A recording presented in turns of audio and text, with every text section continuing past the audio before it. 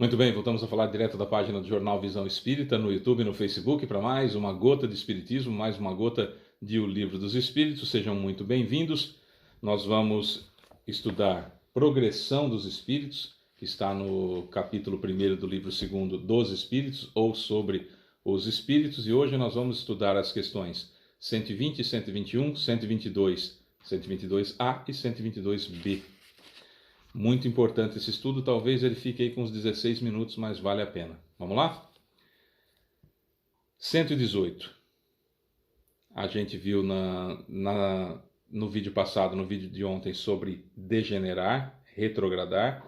119, se Deus podia liberar o espírito das provações. A gente já viu, inclusive, uma fala extraordinária de Kardec. E agora a continuação.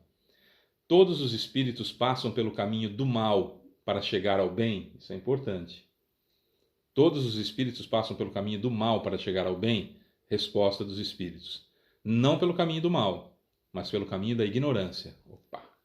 A gente vai chegar nisso já, vamos continuar. Por que certos espíritos seguiram o caminho do bem e outros o do mal? Resposta. Eles não têm seu livre-arbítrio? Deus não criou espíritos maus. Ele os criou simples e ignorantes, ou seja, tão aptos para o bem quanto para o mal. Os que são maus tornaram-se assim por sua vontade. Certo? Então vamos lá. Deus criou os espíritos para passar, criou o princípio inteligente passou pelo reino mineral, depois pelo reino vegetal, depois pelo reino animal, foi transformado, criou-se, aconteceu alguma coisa que a gente não sabe o que é e pronto, surgiu o espírito. A partir daí, eu escolhi passar pelo caminho do mal ou passar pelo caminho do bem? Eu fui colocado para passar primeiro, para fazer primeiras bobagens, para depois começar a acertar? Não, nós fomos criados simples e ignorantes.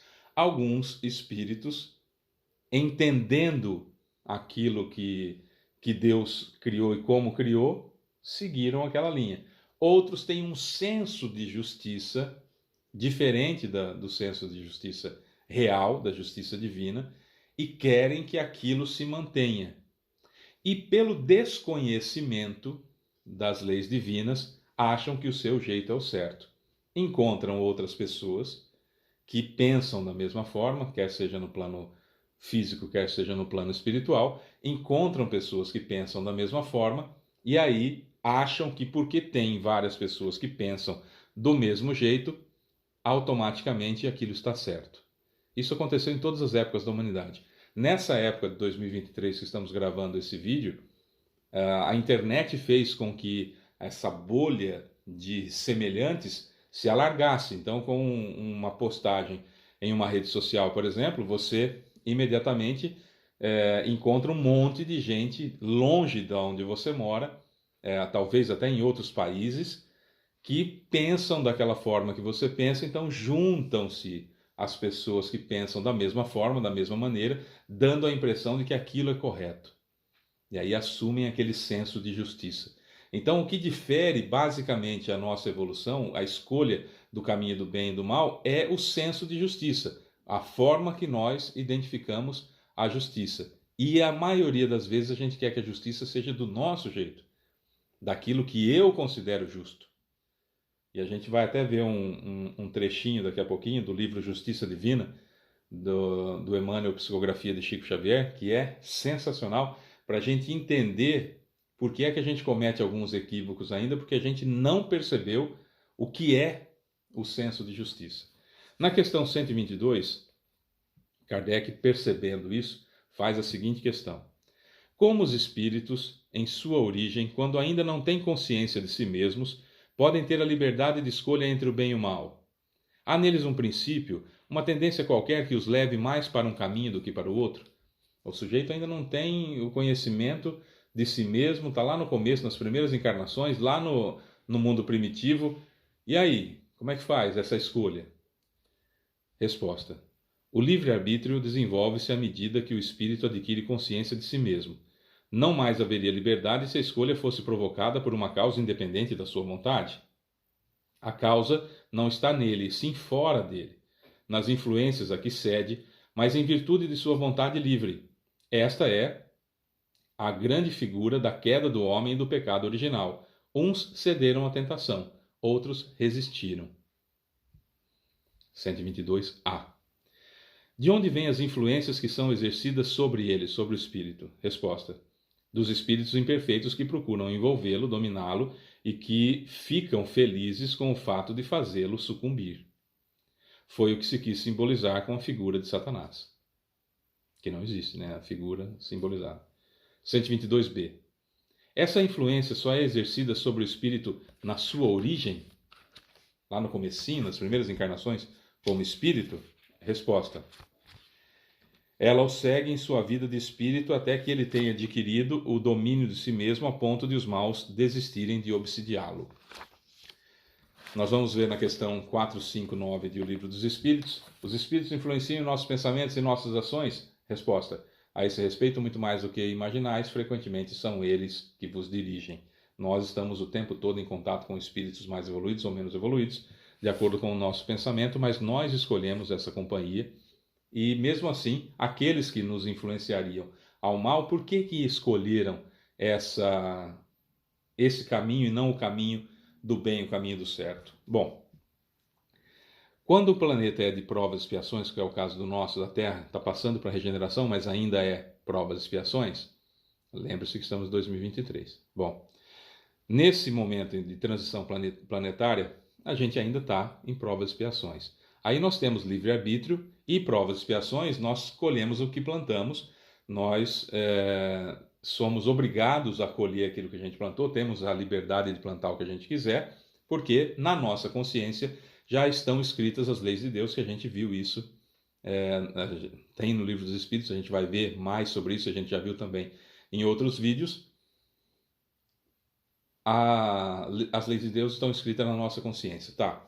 Para que isso acontecesse, nós tivemos que passar por todo o planeta primitivo.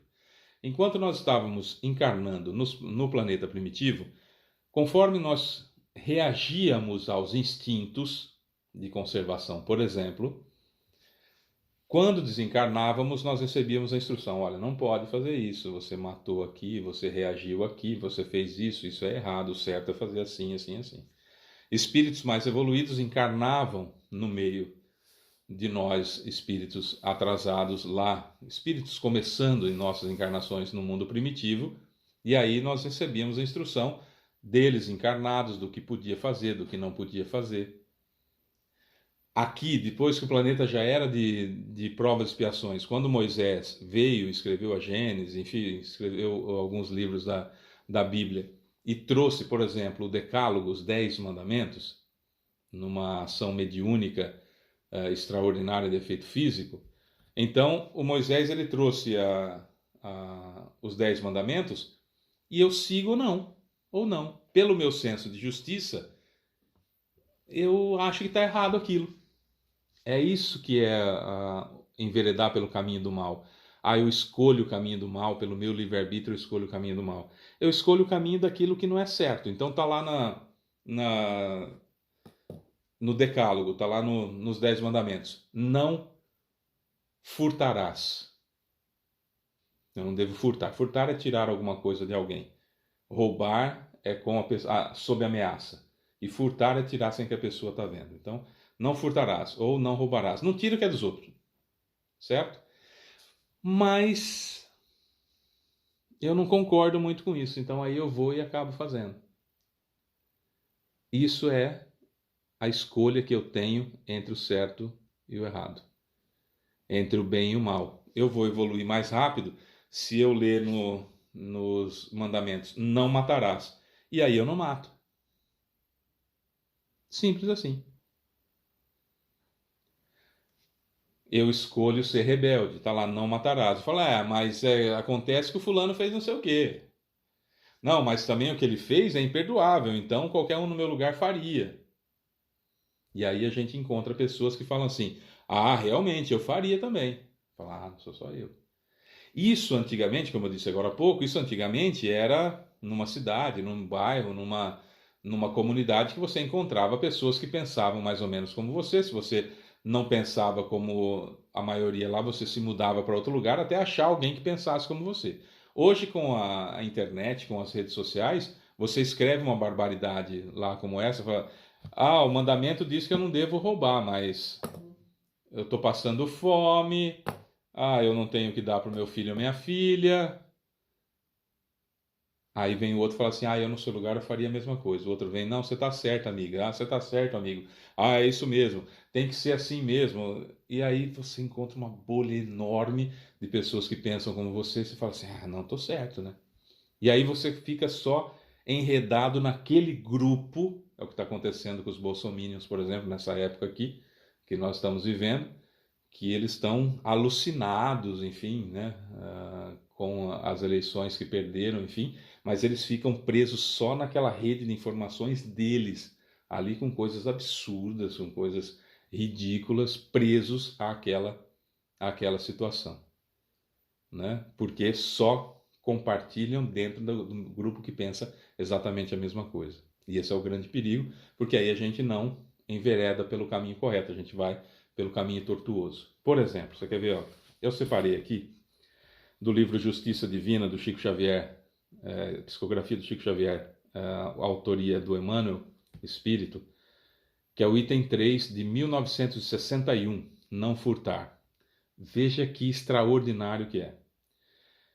Diz a lei: não furtarás. Sim, não furtarás o dinheiro, nem a fazenda, nem a posse dos semelhantes. Contudo, existem outros bens que desaparecem, subtraídos pelo assalto da agressividade invisível que passa impune diante dos tribunais articulados da terra. A gente ainda não sabe que a gente rouba a paz da outra pessoa sendo agressivo com ela. A gente está roubando luz, esperança da outra pessoa quando a gente é agressivo com ela. E quando a gente descobre, a gente para de fazer. Ou não. A gente fala, não, mas qualquer um no meu lugar faria. É esse o desejo de continuar fazendo mal que a gente leu agora há pouco. Há muitos amigos que restituem honestamente a moeda encontrada na rua, mas que não pejam, não receiam de roubar a esperança e o entusiasmo dos companheiros dedicados ao bem, traçando telas de amargura e desânimo com os quais favorecem a vitória do mal. A gente não percebe que a gente rouba a esperança e o entusiasmo dos outros, pondo defeito em tudo que ele faz, dando trabalho, colocando sempre, poxa vida, mas é assim mesmo que você vai fazer? Ah, não vai dar certo. Não sei, eu acho que não. Como se só a nossa opinião bastasse ou fosse a verdadeira, percebe? Muitos respeitam a terra dos outros. Entretanto, não hesitam em dilapidar-lhes o patrimônio moral, assestando contra eles a maledicência e a calúnia. Quanto que a gente fala mal dos outros? A gente está roubando, dilapidando o patrimônio moral, roubando o patrimônio moral, furtando o patrimônio moral da outra pessoa com a maledicência e com a calúnia. E por que é que a gente continua fazendo isso? A gente fala, não, não quero falar mal não, mas a gente continua fazendo. Então a gente continua escolhendo o caminho do mal. Tem gente que fala, não, não vou falar mal de ninguém, não vou caluniar ninguém, eu vou seguir a minha vida, eu vou cuidar da minha vida. Esse evolui mais rápido. Vocês estão entendendo as diferenças?